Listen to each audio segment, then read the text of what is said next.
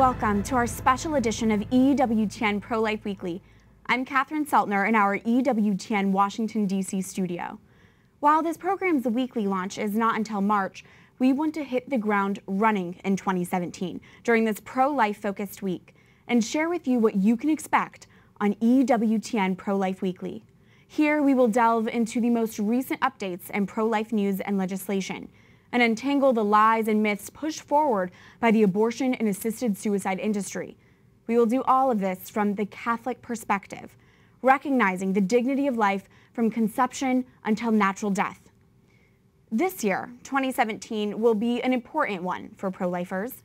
There is a new administration, new lawmakers in town, and new opportunities for the pro-life movement. The United States has elected a president who made unprecedented pro-life promises during the campaign. In a letter written to pro-life leaders, the then Republican presidential nominee, Donald Trump, made 4 commitments. 1. Trump said he will nominate pro-life justices to the U.S. Supreme Court. 2. He will sign the Pain-Capable Unborn Child Protection Act into law, banning late-term abortions nationwide. 3. Trump committed to defunding Planned Parenthood as long as they continue to perform abortions. And 4, he will make the Hyde Amendment permanent law, protecting taxpayers from paying for abortions. Joining us now is Marjorie Dannenfelser, president of the Susan B. Anthony List, a pro-life advocacy group we are teaming up with here on EWTN Pro-Life Weekly. I'm so excited. I am so excited. Thrilled. There is a lot to talk about. Marjorie, now you were instrumental in nominee Donald Trump writing this letter to pro-life leaders. How confident are you that President Trump will follow through on these commitments? Well, we asked him to write that letter because we knew that it would be distributed and communicated to over 1 million voters in battleground states that delivered to him a win. So he has delivered some confidence in the written word. He's delivered confidence in the spoken word with an outstanding debate performance in that last debate where he described a late third trimester abortion procedure and then challenged the opponent to accept that or deny it. So it was a beautiful contrast.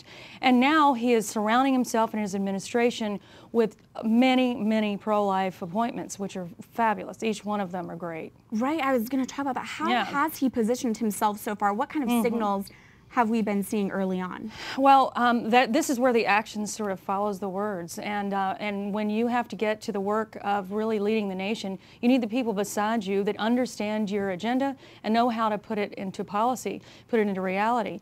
So I would say that from top to bottom so far in the White House, and all of those positions, just about anybody in there you would want to be speaking at your pro-life banquet.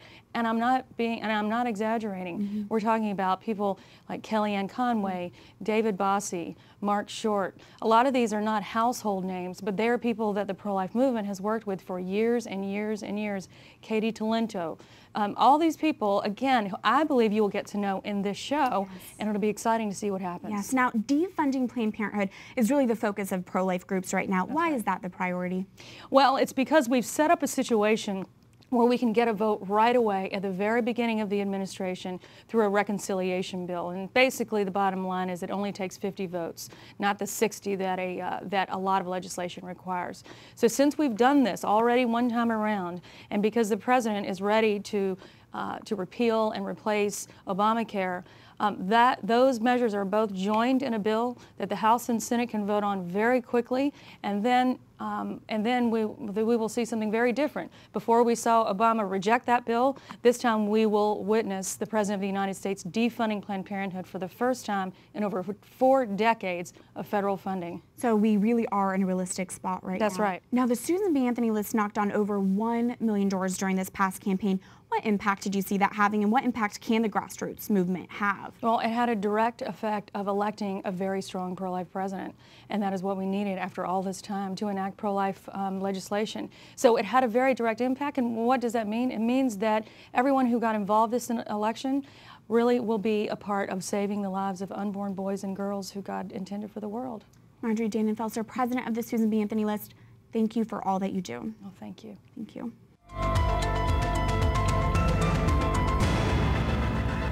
Now for the call to action segment we will feature on each show. We are going to give our viewers a call to action, a specific and easy way for you at home to get involved in the pro-life movement. This is how you can be actively engaged at a local level. For our first call to action, we are calling on our elected officials to defund Planned Parenthood. Here's how you can join us. We suggest writing this information down. If you're at your computer already, type this into your browser. To sign the Defund Planned Parenthood petition, go to sba-list.org/defundpp. It's on the screen. That's sba-list.org/defundpp. This is the Susan B. Anthony List website. You'll be prompted to add your name, email, and zip code. It's a matter of a few clicks, the entire process taking less than a minute.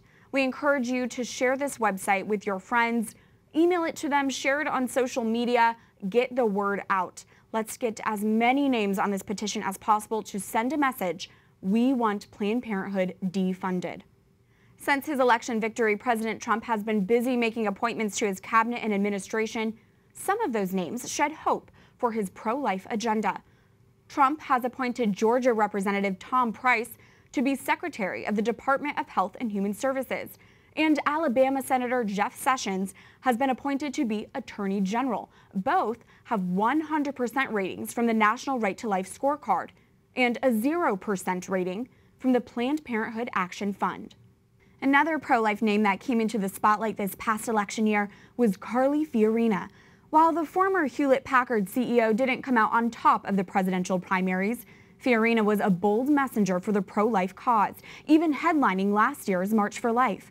I recently sat down with the former presidential candidate. An extended version of our discussion will air in March, but today, Carly Fiorina shares her pro-life hopes for this new administration. Carly Fiorina, thank you for taking the time to speak with us today. My pleasure. First off, I want to get your reaction to President Trump's reinstatement of the Mexico City policy. What does this signal to us so early on in his presidency? Well, I think it's a great signal. I think that this is a president who understands he made very real commitments to the pro-life community, and I think this is a strong message that he intends to follow through on those commitments. Not all pro-lifers voted for President Trump and have expressed concern that he could compromise the reputation of the pro-life movement. You're a pro-life woman. I imagine you've put a lot of thought to this. Can you share some of your thoughts on those concerns and where you stand today? Well, certainly I shared many people's concerns about nominee Trump and was quite public about those. On the other hand, as I told a pro-life group in the summer, here's our choice. Here was our choice: Hillary Clinton and Donald Trump. Donald Trump is a deal maker. He is someone that we can make a deal with. Hillary Clinton, we will never be able to make a deal with.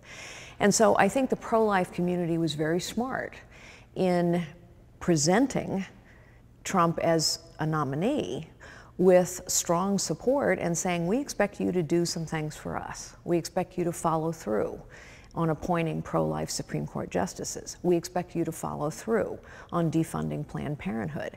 And I expect that President Trump will follow through, as evidenced by his action through executive order. We knew exactly what we could expect from Hillary Clinton, and that is continued funding of Planned Parenthood, continued celebration of the abortion industry, and a continued pack of lies, frankly, about abortion and what its impact truly is on women and on their unborn children.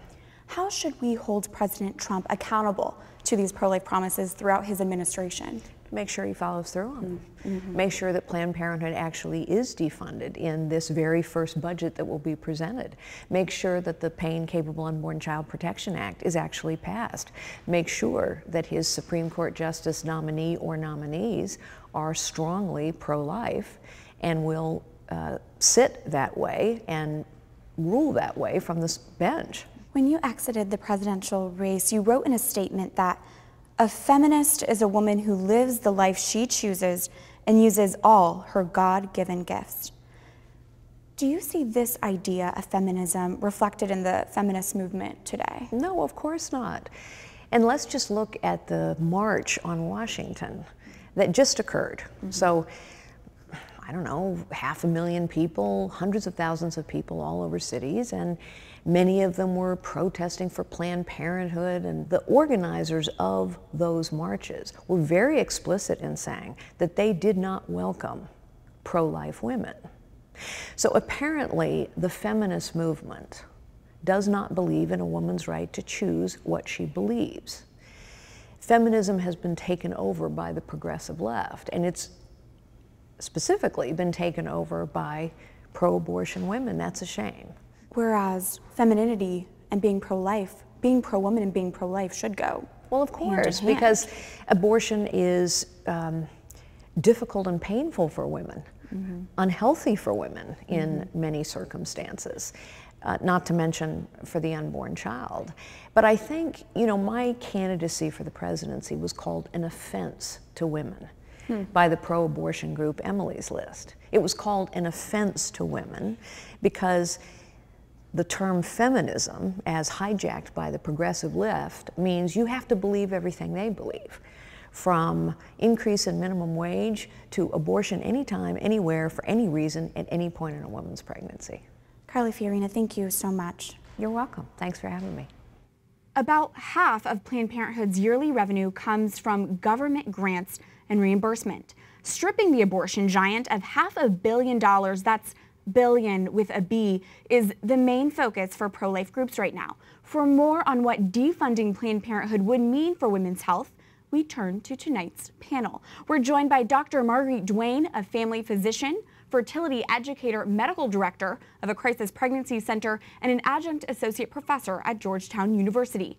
Catherine Glenn Foster is an attorney and senior fellow in legal policy for the Charlotte Lozier Institute. Thank you both for being here. Let's delve into both the medical and the legal aspects of defunding Planned Parenthood. Dr. Duane, will defunding Planned Parenthood hurt women's health? Absolutely not. As you did note, $500 billion goes to Planned Parenthood, primarily through government grants and through Medicaid. If that money stopped going to Planned Parenthood, it could go to community health centers and other practicing providers that provide true, comprehensive women's health care. In fact, Planned Parenthood only addresses a narrow segment of a woman's health care needs. Women's health care needs extend well beyond their reproductive health. In fact, the most likely cause of death for women is heart disease, followed by cancer, followed by stroke.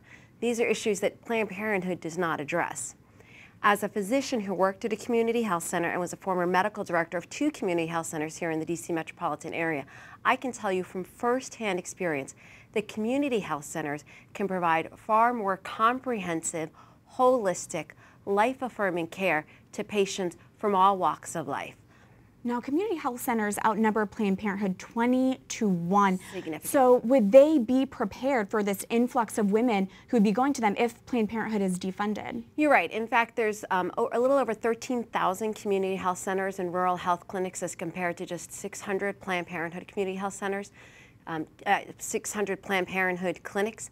Community health centers serve about 25 million people, whereas Planned Parenthood only serves 2.7 million. So about 10% of what community health centers provide. So yes, indeed, that would increase the numbers at community health centers by another 10%. But if that funding could be directed to those community health centers so they could hire more family physicians, more nurse practitioners, they could easily absorb those patients. And again, not merely provide health services for women or sexually transmitted disease testing for men, but provide comprehensive health care for women, men, and their children, whether they're born or unborn. Now, Planned Parenthood, Catherine, is the largest abortion provider in the U.S., but for someone who may not be pro-life, why should they also support the defunding of Planned Parenthood?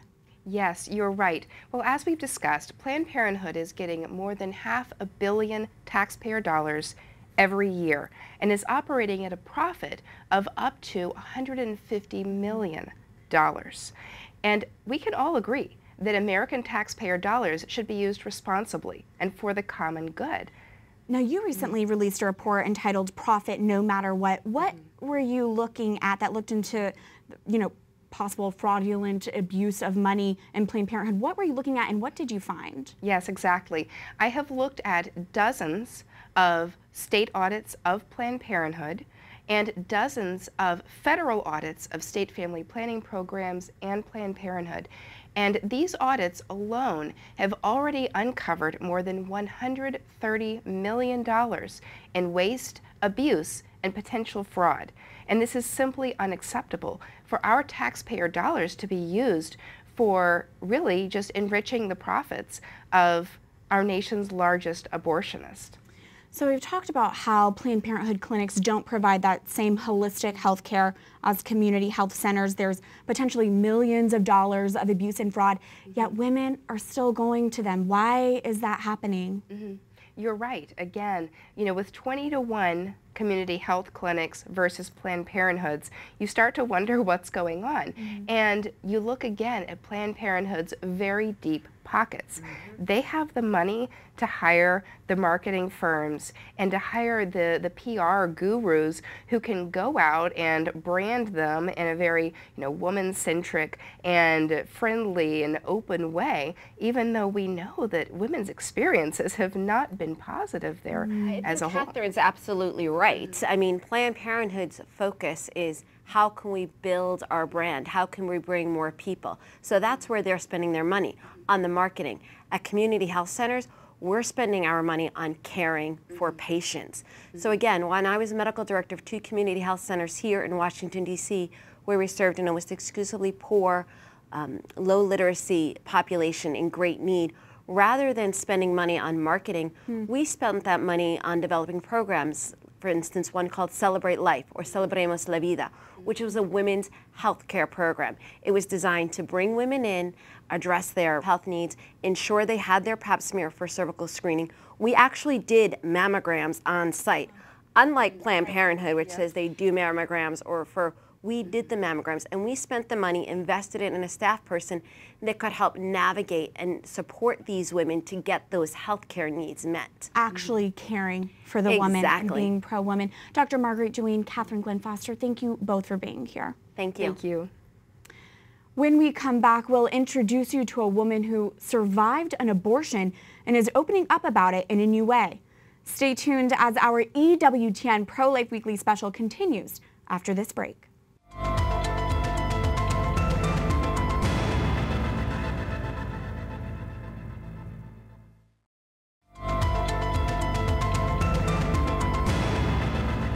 Welcome back to our special edition of EWTN Pro-Life Weekly. I'm Catherine Seltner. This program is a preview of what you can expect ahead of our show's weekly launch in March. It's good to have you here. St. John Paul II often warned against the culture of death in today's world. It's one that casts aside any life viewed as a burden, whether those lives are the unborn, the elderly, or people with disabilities, for example. Pope Francis also speaks out about this when he condemns a throwaway culture. Here, we will speak out against this culture of death, a culture that has snuck into newspaper op-eds, sitcom scripts, or even classroom rhetoric worldwide. Today, we look at a recent article that ran in Vogue magazine titled "Lin-Manuel Miranda and his mother are standing up for women's rights." You may recognize Lin-Manuel Miranda, the creator and original star of the popular Broadway musical Hamilton. His mother is a psychologist and a board member on Planned Parenthood's Action Fund. In the Vogue article, Mrs. Miranda writes, as a Catholic high school student in a pre-Roe v. Wade era, her, quote, worst fear was an unexpected pregnancy. She goes on to say she's a psychologist, psychoanalyst who is, quote, deeply concerned and aware of the importance of the infant's early years, and says unplanned pregnancies put a stress on the family and ultimately the baby. In the Vogue article, Mrs. Miranda says her genius son, Lin-Manuel, is now running a sweepstakes for a winner to attend Hamilton on Broadway. All funds will go to Planned Parenthood. There is so much to speak out against here. First, every life, whether planned or not planned, has value. We shouldn't use scare tactics when talking about unplanned pregnancies. Rather, we should offer resources and support to help unexpected mothers. That is being pro-woman.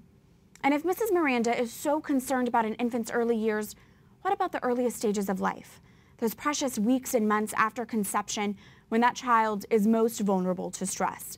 If she's so concerned about babies, we suggest she shouldn't be on the board of a group that profits from killing children. And Lin-Manuel, it is beautiful how you are proud and celebrating your mother. She gave you life. shouldn't we encourage more women to give their babies a chance at life as well? This recent Vogue article is yet another example of the abortion industry trying to channel the power of celebrity to make abortion not only mainstream, but almost a badge of honor. Remember, there is something you can do to counter today's pervasive culture of death. As a reminder, our call to action is to sign the Defund Planned Parenthood petition. Go to sba-list.org/defundpp to add your name to the list. And another action you can take anytime, anywhere is to pray. Prayers are always needed. While there is still much to be done in the pro-life movement, there is also a lot of good worth highlighting. On each episode, we're going to spotlight a person, a group, or movement building up the culture of life. This first installment of our pro-life focus is powerful. So often when pro-lifers talk about ending abortion, we say we need to be a voice for the voiceless. That, however, does not apply in this case. Today, we introduce you to a woman who survived an abortion attempt and is speaking for herself in a bold way. Weighing less than 3 pounds, Melissa Oden was born beating the odds. She is a survivor of a failed saline infusion abortion. God did have a plan. It's a procedure that injects a toxic salt solution into the amniotic fluid surrounding a preborn child. Cared for by NICU nurses at first, baby Melissa was soon adopted into a loving home. Now, Oden is a wife and mother, a Catholic convert, and a pro-life advocate, with speeches spanning from pregnancy centers to Capitol Hill. I'm here today to share my story to not only highlight the horror of abortion taking place at Planned Parenthood, but to give a voice to other survivors like me. It's a journey detailed in her new memoir, You Carried Me, released this month. Melissa recounts a series of tough truths, including when she, as a teenager, learned about the abortion attempt on her life. To be 14 years old, it absolutely devastated my life. And I think like so many young people, right, I didn't want anybody else to know how much I was hurting. So Melissa turned to what she calls her unholy trinity of coping mechanisms: bulimia, alcohol, and sex. People often ask me, how did you ever come out of that? And I always say it really wasn't me. It wasn't. It was the grace of God that saved me. And I had to be willing to wake up and every day say, you know what, I'm not going to do that today, right? The focus of the memoir continues onto Melissa's search for her birth mother as she wonders whose blood runs through my veins. She discovers her birth mother was a 19-year-old college student pressured to get an abortion. She thought Melissa had been dead for over 30 years. Oden's perspective throughout the journey is strikingly compassionate. Tell us how you came to have that approach. It's a response that I think has deepened over time. I've always loved her, but my love for her deepens year after year. And not just because the circumstances of her life and mine are now different, right? I know the truth about how she was forced into that abortion. But I think the older I get, the more I learn how to love people and respect them for who they are. And I think motherhood has been a bond that she and I can really connect on that level. And so it's a love story, right? It's a love story that God wrote, and man attempted to rewrite that whole story. And God's story wins in the end. Now, you had finished this book, you had finished your memoir, you were done, and then something happened. And then you met your birth mother for the first time. Tell us about that. Whew. That's where I have to take a deep breath. After everything I've gone through in my life and my healing from it, my tears are not tears of pain. My tears are just tears of incredible gratitude, right? I was not expecting to meet her in the course of the last few months. We have spent years getting to know one another, build trust, uncover secrets together. And so we met face to face for this first time early this summer. And I guess the short version of that would be it was everything I ever could have expected and more. To know that she spent over 30 years of her life believing that I had died at the hospital. How she suffered from immense regret and guilt. And then to have the opportunity to know that her child is alive and loves her and has forgiven her, and then get to meet face to face. Yeah, my excitement was for her probably more than me. But it was life-changing. I will never forget the moment that I saw her and we got to embrace, and I think the words that came out of my mouth was, "It's been a long time." Melissa Ohden's memoir is called You Carried Me. It's available on EWTN's religious catalog at EWTNRC.com. That concludes our special edition of EWTN Pro-Life Weekly. You can reach us anytime at prolifeweekly at EWTN.com. I look forward to seeing you again right here on EWTN when we go weekly in March, and I look forward to the good we can do together. Life is a gift. God bless.